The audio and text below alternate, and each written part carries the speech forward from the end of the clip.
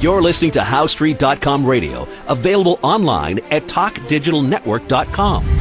Welcome to HowStreet.com radio, the online source for market opinions. Here is Jim Goddard. My guest is market historian Bob Hoye. He's the chief investment strategist for Institutional Advisors. Welcome to the show, Bob. Jim, good to be with you. And this is an interesting week because for a week and a half I was in Asia when I went to a Money and Mind show in Singapore, was the keynote speaker there, and then to a very big one in Hong Kong, same sort of thing, Money and Market show. And they're very more technically oriented rather than stock promotion. There's a whole lot of stuff on how to run a mine, how to finance a mine, different strategies, and everything else. So I enjoyed it. It was interesting, and was on a number of panels in Hong Kong, and one of the keynote speakers. So I found it all fascinating, and got back over the weekend, and I'm in some sort of strange time zone problems. What were people talking about at those conferences? Oh, the big thing, well, they're puzzled about gold and silver, although those two metals have been steady to rising lately. Very, very worried about iron ore prices, which continue to decline to new low. I think the iron ore is now down to 54. And, of course, generally weak base metals for since 2011. So they're worried about that, but they see that the growing demand in Asia, the big story is the evolution of a middle class there, China, Indonesia, and India, and it is a major event. But, I pointed out in one of the discussion groups that from the 1860s in the United States, they went from producing about 5% of global industrial production to over 21% by 1900. And England and Europe suffered a Great Depression during that period.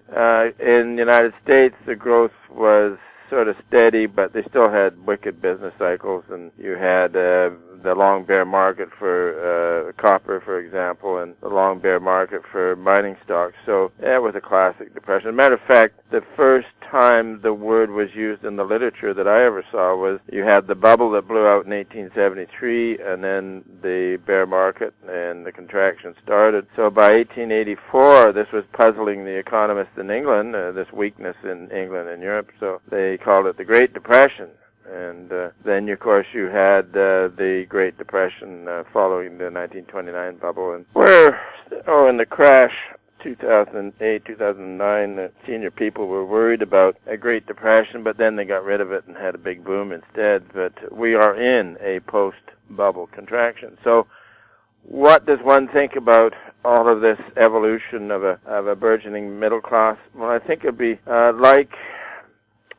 the problem will be not so much a boom, it will be not enough real credit. This phony credit, it always contracts following a bubble. What we are looking at recently is just the first business expansion and the first bull market out of a very serious crash that ended in March 2009. So I was just talking with some of my colleagues this morning, and we're wondering, we're certainly seeing signs of the stock market being stretched to the moon. And if you were in the older pre-bubble world, then you would watch for the technical breakdown in the senior indexes. But you would be also noting that there would be continuously good economic reports, maybe favorable earnings comparisons, that sort of stuff. Because in regular times, the stock market would peak in 1 month, and maybe the GDP would peak 10 or 11, 12 months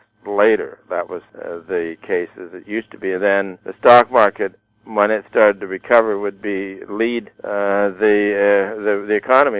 You would have the stock market recovering, say the S&P, and in the midst of bad economic numbers. So if people were compelled to stay in because of good economic numbers in a declining market, they would then be compelled to stay out because of bad economics in a good stock market. But that's the way it used to work. So, but in a world of financial mania where we have been for a long time, And this old relationship where peak in the stock market, very close to the peak in business activity, that really showed up in 1873 bubble in the U.S. and in 1929.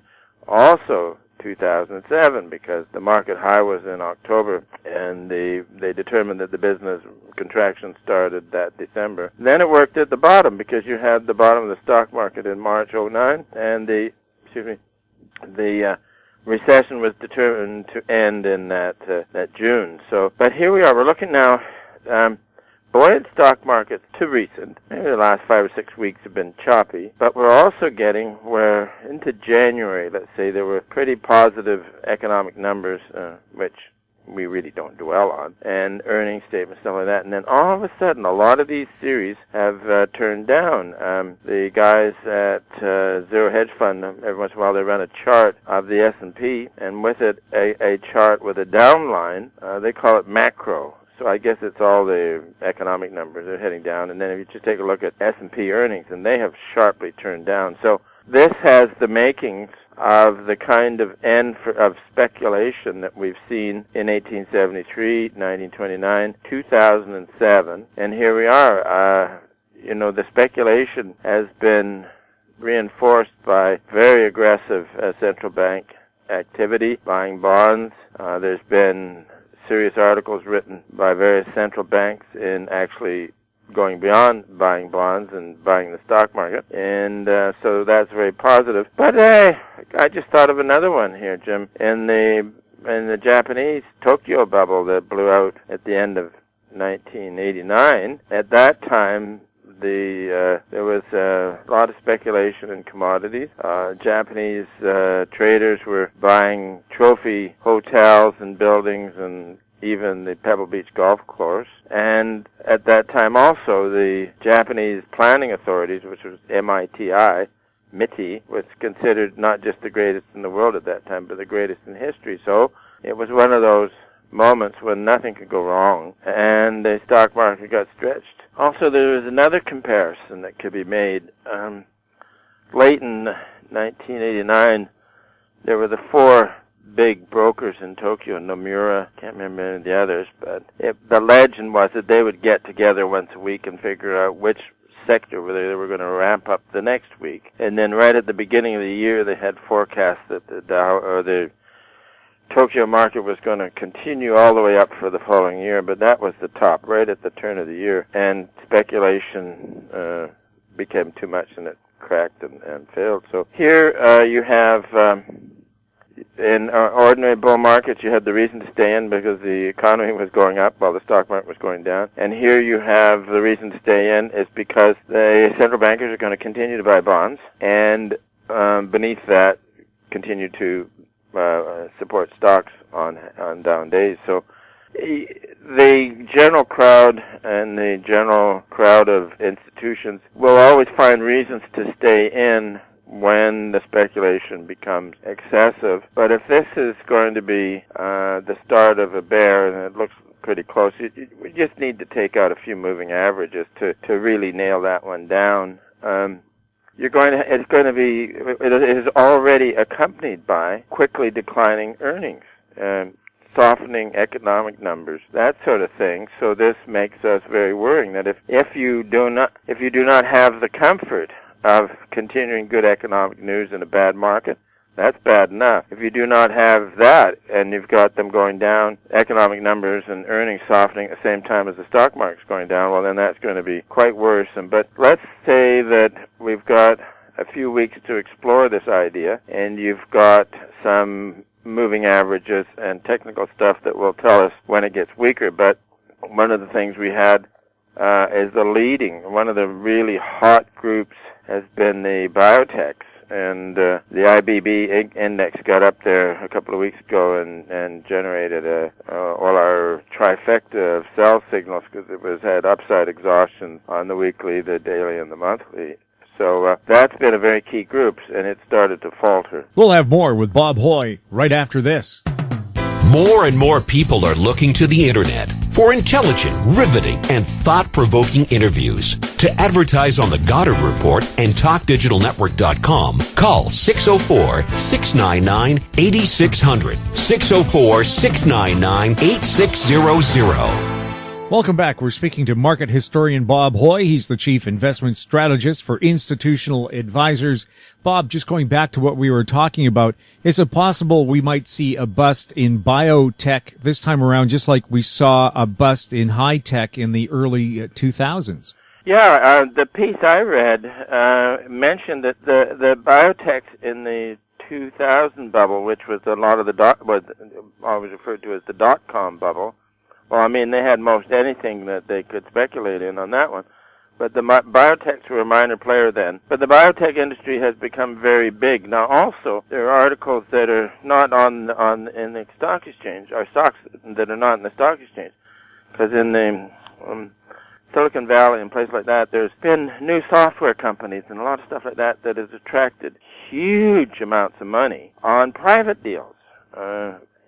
It scares me because I'm in on one, and you don't know how to value it, but it's wild up there. Now, here's another number that I made a note on, that the global equity markets in 2000 peaked at a total market capitalization of $60 trillion. That's all of the prices of all of the stocks put together. And then with the crash down to 2009, that fell to only 25, so 60 to 25. Now that equity number is up to 80 trillion, and that's, huge numbers. But if you take a look at the total credit markets, all the bonds out there and different credit notes, instruments and whatnot, that's up to 200 trillion, which is a big number. Unfortunately, I don't have comparisons to what happened in 2007 on that. So it's a bubble of immense proportions. And we had the peak in the Treasury bond market. When was that? February. And it has corrected back and taken a little base in here, and it may fail. We're in a period where the action in junk bonds could be favorable into April, but we're watching that one. And then we have commodities, and this was with these two big minds and money conventions, is the puzzlement about how some of these, particularly iron ore, can be so weak for so long, but then maybe those researchers weren't looking at what happened after 1929 or what happened after 1873. So more recently, the dollar index got overbought, so a little correction here is possible. The gold and silver kind of got oversold, so there. But we're not. It's a very difficult market, so our real price of gold is starting to turn up a little again. We were looking for gold shares to outperform the bullion price, and that's been happening. And then for more further construction in the precious metal side, we'd like to see silver outperforming gold. But this week, that got sort of a hit back with silver falling back to gold. So it's looking around. It's difficult to find a warm, friendly place where you might make some money and you might prevent yourself from losing some money. So we think for investors, we'll go back to the same old thing. 3 to 4 year high-grade corporates in the U.S. The next leg up in the U.S. dollar will be, that's made really good money on that position as there's been the strength in the U.S. dollar, and that can come on again, maybe further on in the summer. The precious metal stocks, we think that they are a good long-term investment, but we're not fully exposed there yet. There may be a problem in the stock market, like today, for example, with the Dow down 200. So for traders who may be reluctant to play the straight short side, there's the volatility side, and that's a very dangerous game too. So volatility has come down. There's the VIX, and there are various ETFs on that one. But it looks like a place to be very careful and not be fully exposed, not have any debt or as little debt as possible, because it's the feature of a bubble is that everybody borrows money, figuring that whatever they're playing in, there's going to be somebody who's going to bid it up after they get into it, and also everybody leveraged. So you have also the prospect of a massive failure in government intervention, mainly because they played the game too long and they've got a tiger by the tail. They can't willingly let go. I don't expect them to willingly let go, but I think that tiger they got by the tail is they're going to get it's going to get their claws into the policymakers, and they suffered hugely in the 2007 crash.